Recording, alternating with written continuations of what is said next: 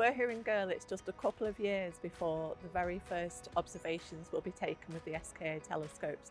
What we wanted to do was get the whole community together for discussion, for sharing their science ideas of what they'll use the SKAO telescopes for.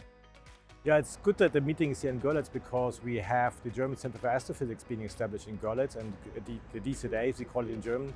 It's the first SKAO science meeting in Germany, so it's the wonderful occasion to actually bring the community, not only the German community together, but also the international community to talk about our pet project, the SKAO. We've been thrilled to have so many early career researchers at the meeting. We've been able to build collaborations with those more senior researchers to stimulate their own research. I was very excited to come here and to participate in this meeting because I knew that I would meet the people who are behind the SKAO, something that I've been hearing since I was in undergrad.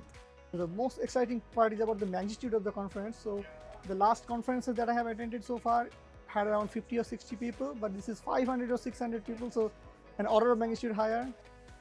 In the coffee breaks, the poster viewing sessions, it's a really great opportunity to meet scientists from different countries and also to meet scientists who are going to be in the new DZA Centre here, which is just starting now, and some of the things that are being planned for the future there. It's been incredible to be here this week, walking around hearing people discussing their science, thinking up new ideas and building new collaborations.